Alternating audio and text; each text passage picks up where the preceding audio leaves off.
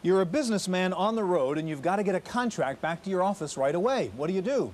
Well, you can use an overnight mail service, you can pay the hotel to use their fax machine, or if you have an add-in fax card and a laptop, you can do it yourself. Today we're going to show you how to turn your personal computer into a fax machine on this edition of the Computer Chronicles.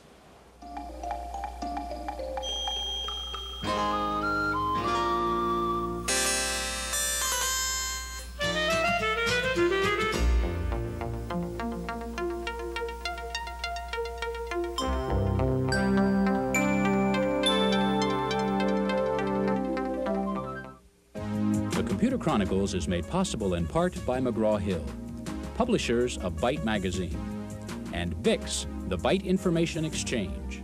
In print and online, Byte and VIX serve computer professionals worldwide with detailed information on new hardware, software, and technologies.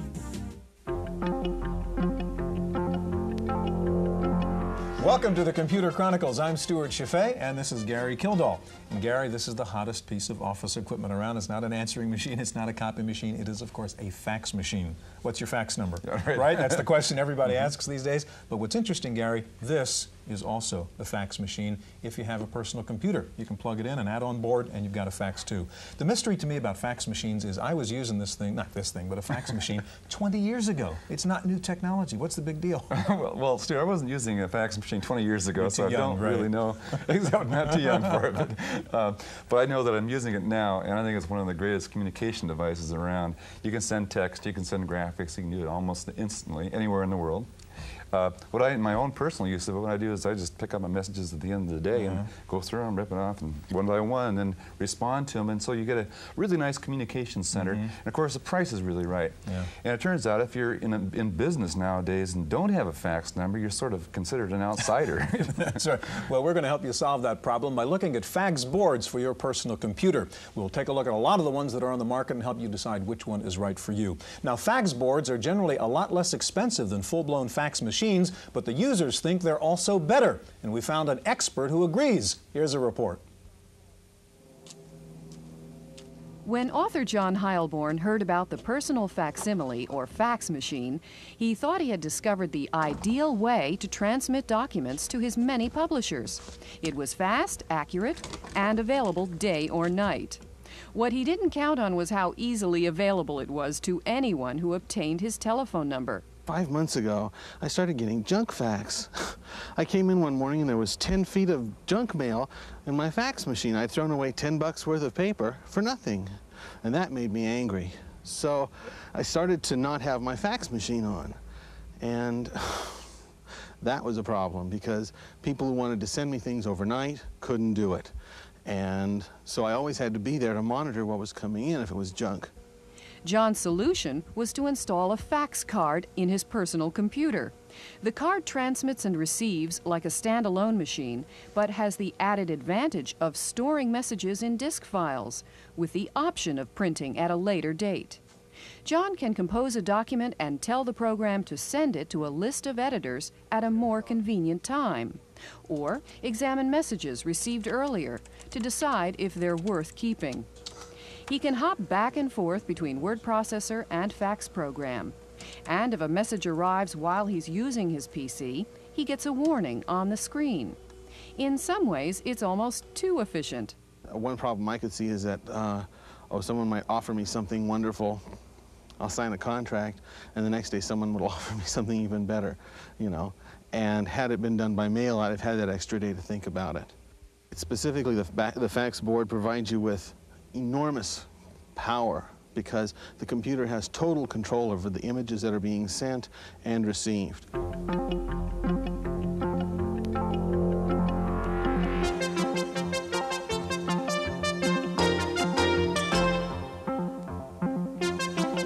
Joining us in the studio now is Joyce Lemons. She's product manager with Quadram, and they make the JT fax. Next to Joyce is Joel Borden, product manager with the Complete PC, makers of the Complete Fax. And Gary over there is a real fax machine, and we'll talk to it in just a moment. Over here we have no real fax machines. Well, we'll see. Okay.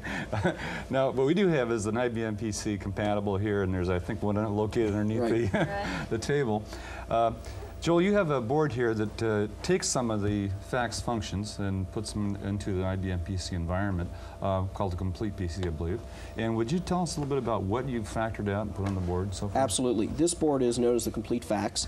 The single most important component which we've put on is the facsimile modem. Okay. This allows it to talk to any Group 3 fax machine anywhere else. The telephone interface, of course, is how it gets to talk to those fax machines. That's important. An onboard microprocessor, which lets it run in background so that it can continue to do its work while you do your work. And finally, the PC bus interface, so that we can control it through software and use the PC's power supply. Okay, so the important point is that this board can be installed in the machine and running in the background while you're doing the rest of your work. Exactly. No problem. Of course, and then you factored out also the scanner and then the printer as a part of that, right? Right. All right, Joel, on the PC, how do you know you've received a fax if you're using your board? Okay, if I were here taping the show or I were at lunch and I came back and saw a little red fax indicator flashing in the lower right-hand corner of my screen, that tells me that I've received a new fax. I simply call up our software menu, go to Receive Faxes, and here I have a list of faxes that have come in. So I've highlighted the one that I want. I hit a function key to display it. And as long as I have any graphics screen, I can look at it without printing it out. And approximately how much space does it take on the disk for each fax image? Depending on what's on the page, a good rule of thumb is 10 to 20K per page, and a real torture test page might be 100K. Now that's a little bit hard to read. That's sort of an overview of the page. I can zoom in a level to see the full width on it. And here I can see it's about the fax board marketplace, which tells me that it's important, so I'd probably print this out instead of just throwing it away. Okay. And the Complete Fax comes with this software? Absolutely. Now what about creating faxes? Okay, that of course is the other half of what people want to do, sending and receiving. And the way in which people want to send is from other applications, word processors or spreadsheets. So I'm going to call up Microsoft Word, and let's see if I can type. No, you can't. No, I can't type. Oh, try it again. I was trying to save myself the embarrassment of typing on the air. So let's load in a file that I created, and here's a letter to the Computer Chronicles. And all I have to do to send this is with a hotkey pop up a window that looks like a fax cover sheet, which is something that fax users are used to. Here I can fill in to whom it goes, enter the phone number, nice generic phone number, and away I go. Now what our software will do, when I tell the application to print, it will capture it to disk, and any text or graphics commands will be interpreted properly. So boldface, underline, italics, or graphic images will be correctly interpreted. When I eventually leave and go back to DOS, it will convert it and send it while I go on to use other applications. Okay, and then you must provide various interfaces for various kinds of word processors then. Actually, our hotkey works with just about any application you can use under MS-DOS. So the software's sitting there RAM resident the whole time? Exactly. You can pop it up out of an application? Right, using the hotkey. Okay, Joyce, now we took a look at a standard kind of card that we're used to putting inside a PC. The JT Fax is a little bit different. Tell us about it. Right, our JT Fax Portable is a small portable unit. It connects to the serial port of your PC, so that this unit can run on any PC that has a serial port and runs MS-DOS. Or a laptop that doesn't have a slot. Correct. In fact, it's ideal for that. And many of our customers use the ease of use as far as connecting and disconnecting this for their trips and their office work also. Can we get a demo of this? Sure. The JT Fax? Of course. What I'll do is I'll show how a file can be sent from an application. In this case, it'll be WordPerfect. What I'm going to do is retrieve my document. I might explain, Joyce, you're working off a real laptop, but for our viewers' purposes, we've plugged the output into a regular CRT. Right. This is the document that I will be sending. If you'll notice on the top left-hand corner, we have an ink file, and that is an embedded command used by the JT Fax, which calls up another file. In this case, this is the Quadram letterhead. Now in order to run our application capture, we first have to activate the JT Fax menu. And as you can see, what I did was I hotkeyed in order to bring that up. We want to transmit a fax via application. We want to enter the telephone number, in this case, just anything, and transmit immediately. The next step in application capture is to capture the file that you would normally send to a printer, and it will be sent out as a fax. And in this case, what we'll do is we'll select the printer, which, as you see here, is JT Fax by Quadram, which is included on the WordPerfect diskette. And we want to print the full page. Now, so in this case, now it's just acting as if it's a printer and printing the fax. That's correct. Yeah. You're printing out a WordPerfect document in the same way you normally would. Yeah. Yes, that's correct. So if you're familiar at all with your word processor, you know how to do that. Okay. The next thing you'll see, and I think we just missed it, a little message came on the screen saying that application capture is in progress. I see. What that means, Right, we see it. and now it's being transmitted. The file's being transmitted. And we can hear it, And there's the actually. noises you hear, Okay. correct. And that will be received over at the fax station. Okay, so you're shipping it to that fax machine over there right now? That's correct. Okay. Now, can JT Fax also work as a background program? Our JT while you're running. Our JT Fax Portable works in the foreground, as you see. However, our high-end products do operate in the background. Our JT Fax 9600 operates in the background. And how long does it take them to send a page? Typically, we're hearing it beep along. Probably about a minute. Uh-huh. And that will be printed out as it's received. While we're waiting for that, what about the logo business? You mentioned letterhead and so on. How do you handle that if you don't have a scanner? Well, that's handled through the JT Fax software. We have the ability to display a received fax and take a portion of that received fax out and rename it as far as a new file name. That way, if someone sends me a copy of my letterhead, I can display it on my JT Fax, cut out the letterhead, and then that will be a permanent file that I can use later. You can do this for the signature portion as well, That's correct. In fact, anything that you receive on the JT Fax, you can cut out portions of text or graphics. Now, what about conversions into programs that like to use the graphics? Let's say you're working in a word processor and you receive the fax and you like to cut out pictures and things like that. So what sort of operations is your... Well, that's fairly limited. As far as taking a received fax and putting it into your word processor, that's pretty much covered by OCR, optical character recognition. Well, I'm thinking just of the graphic portion. Just the graphic portion? That's entirely possible, yes. Is that also true for complete fax? Absolutely. We support PC Paintbrush, Dr. Halo, Microsoft Windows Paint, and TIFF files. So virtually any desktop publishing or graphics program could use a received fax as an image. Joel, what kind of price range are we talking now for your board? Okay, the board that I held up earlier, the Complete Fax, which is a 4800 bit per second board, runs in full background, is $399 retail. We also have a higher performance board, the Complete Fax 9600, runs in background for $699 retail. And finally, our top of the line is known as the Complete Communicator. It combines fax, voicemail, and a modem on one board for $899. And Joyce, what about JT Fax? Well, on our low end, we have our half card, called our JT Fax 4800 internal. That retails for $295. So really at a street price of probably under $200, someone can have fax capabilities. The JT Fax Portable that you see here retails for $495. We also have a card for PS2 machines, as well as our JT Fax 9600, and that retails for $795, and it includes a 1200 baud Hayes modem. Joyce, Joel, thank you very much. Now, if you have a laptop and if you have a JT Fax, you can send a fax from anywhere, but suppose you don't have those with you, there's still a way you can send faxes these days. It's called a Pay Fax Phone, and Wendy Woods has the report. There you are in a hotel.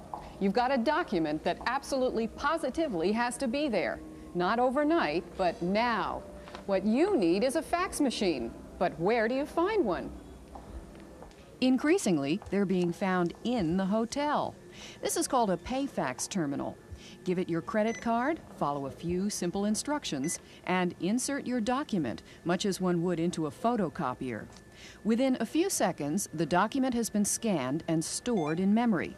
Then it's time to punch in the phone number to which the fax should be sent. Faxes can also be received this way. And the PayFax terminal includes a phone with which you can make voice calls. Fax Plus has set up some 600 of these machines in 25 metropolitan areas in the first 3 months of installation. For the individual in a hotel, they're totally reliant on the hotel in terms of a fax machine behind a front desk, whether or not the fax machine is available according to the hotel schedule, and they certainly lose their confidentiality in the process. Here's an opportunity for an individual to use their credit card, go up to the machine, send or receive a fax on their own schedule, very economically and confidentially. The cost for this session?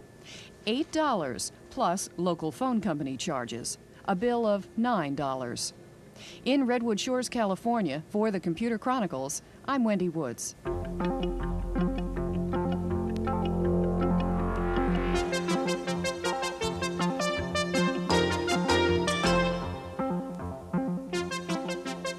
Joining us in the studio now is Steve Siacotos. Steve is product manager with Xerox Imaging Systems, and they make the Datacopy Microfax. Next to Steve is Nick Baran, senior technical editor with Byte magazine. Gary?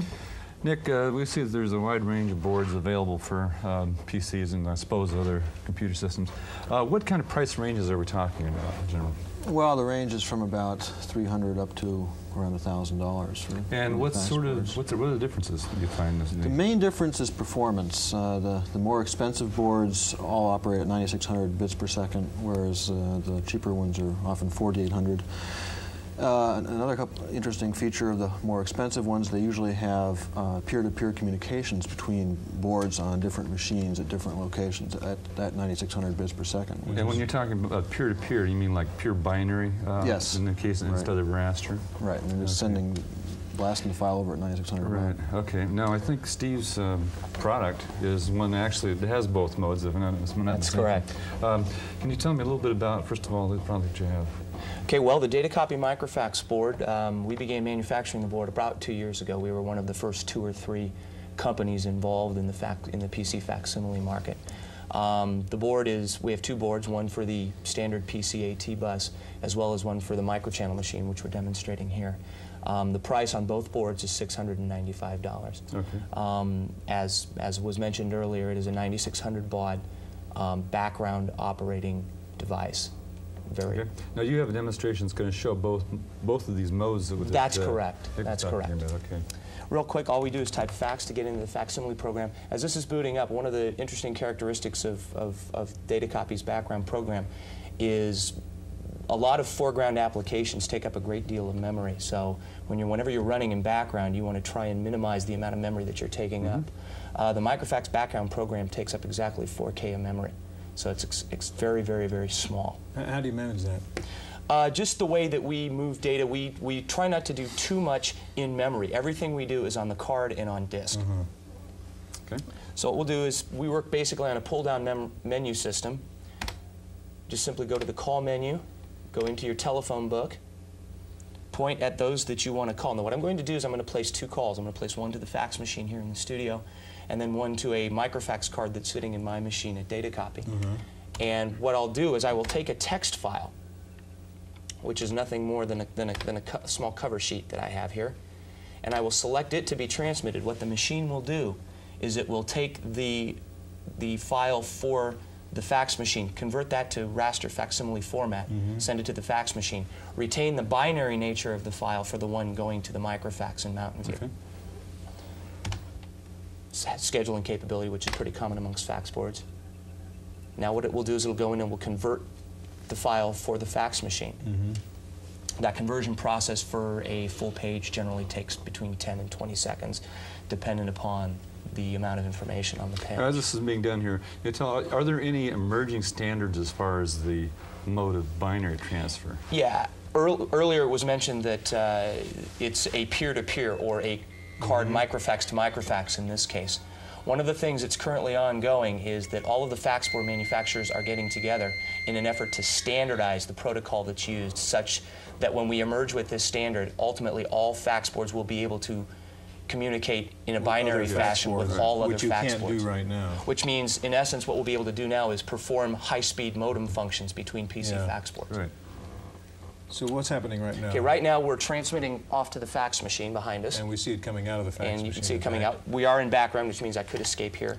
Up in the upper right-hand corner, you notice that we give you a status indicator of what's going on.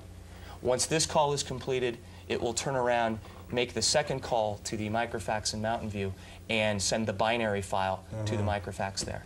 What about graphics in the binary mode?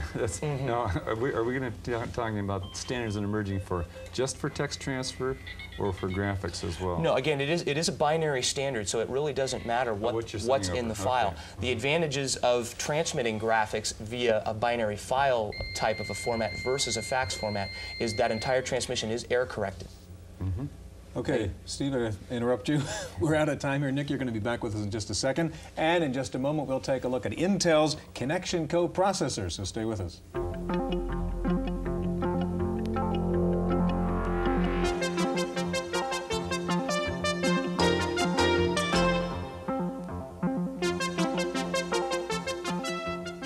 Joining us in the studio now is Rich Bader. Rich is General Manager of the PC Enhancement Operation at Intel, and back with us Byte Magazine's Nick Baran. Nick, before we get going with the Intel Connection coprocessor, I think fewer than 1% of the people using fax machines are using boards. So they don't seem to have made a big dent in the market yet. Why is that? Are there problems? Well, I think there's still some limitations with the current fax boards on the market. One of them is the fact that it's pretty difficult to view the image on the screen. Oftentimes the graphics image is too large to fit on the screen at one time, and if you do, it shrinks too much, hard to see.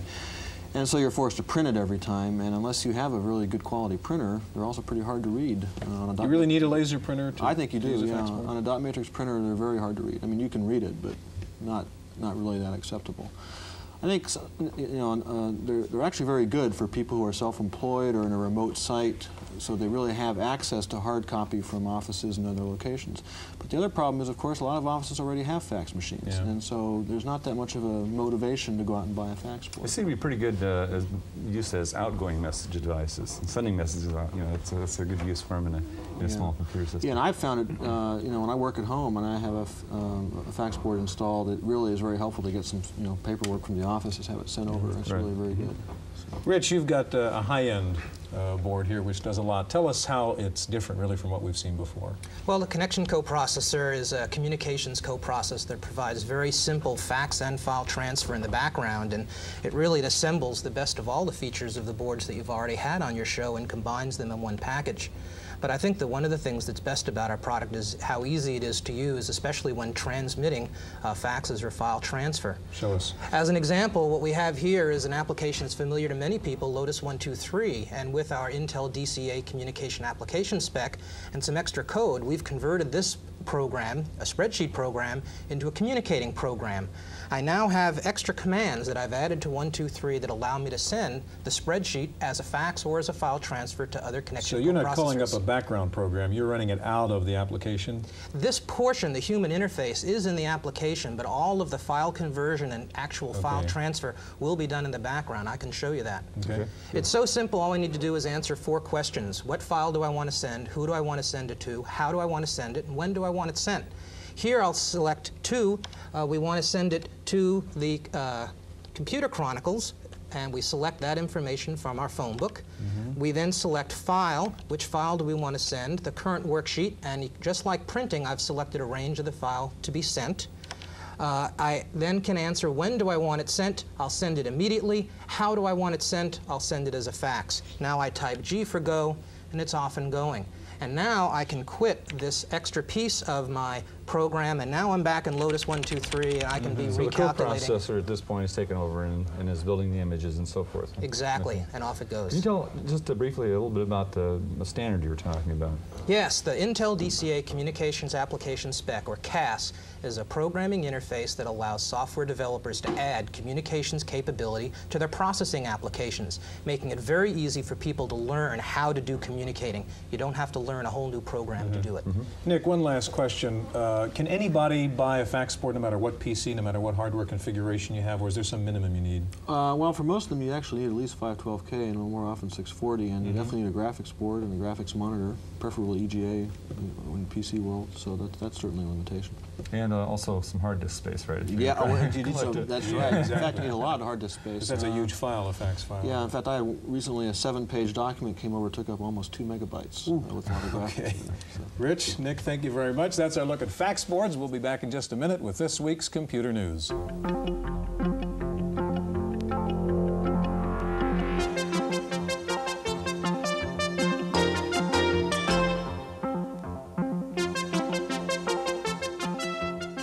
In the random access file this week, Intel says the new 8486 chip will be unveiled within 2 months. It reportedly contains 1 million transistors, uses RISC architecture, and is object code compatible with the 386 chip. MIT's X-Window windowing system seems to be the new standard for Unix developers. Virtually every Unix company except for Next has now endorsed X-Window. InfoWorld magazine has released the results of its annual reader survey to name the most important new hardware and software products of the year. The winners were the IBM PS2 Model 70 and the Compaq 38625 for hardware. The best two software packages were WordPerfect 5.0 for the PC and Microsoft's Excel 1.5 for the Macintosh. With just 1 month to go before the IRS tax deadline, it's time to get serious if you're thinking about buying a tax preparation program. There are several good ones on the market. Among them, TurboTax. Its strong points are its powerful formula calculations for complex things like depreciation. It features online context-sensitive IRS instructions, a visual representation of an actual 1040 form on the screen, and an auto-interview mode, which helps you decide which forms you need. It also supports 41 state returns, and it can print out IRS-approved 1040s and schedules. Ask Dan is the new kid on the block in tax preparation software, and as its name suggests, its best feature is its online help. It has extensive tax expertise built into the program. It's relatively easy to use and packed full of features, including an auditor function that checks your return for missing entries and can even suggest possible deductions. Another popular tax package for PC compatibles is J.K. Lasser's Your Income Tax. It's a basic tax preparation program, but it does let you compare two versions of your return side by side to see which strategy works best. It also interfaces with Quicken, the popular personal finance software program. If you only need the basics, a good budget package is the Tax Advantage. It's out in an enhanced version this year, supporting more forms. It will import data from dollars and cents and several other personal finance programs. If you're a Mac user, the obvious choice is probably Macintax. It features a graphic representation of the 1040 and 73 other tax forms on screen. It automatically links all forms and cells like one big spreadsheet, and it prints out beautiful IRS-acceptable tax forms and schedules. And there's now a PC version of Macintax called TaxView. A good low-cost approach on the Macintosh is Tax Stacks. It's a HyperCard approach to doing your taxes. It comes complete with HyperCard and 30 forms and schedules, a tax questionnaire, IRS instructions, and a file called Tax Jokes.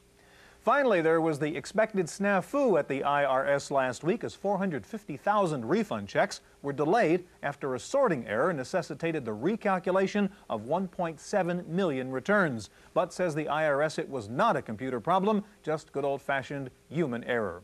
That's it for this week's Random Access. We'll see you next time. The Computer Chronicles is made possible in part by McGraw-Hill, publishers of Byte magazine, and VIX, the Byte Information Exchange. In print and online, Byte and VIX serve computer professionals worldwide with detailed information on new hardware, software, and technologies. For a transcript of this week's Computer Chronicles, send $4 to PTV Publications, Post Office Box 701, Kent, Ohio 44240. Please indicate program date.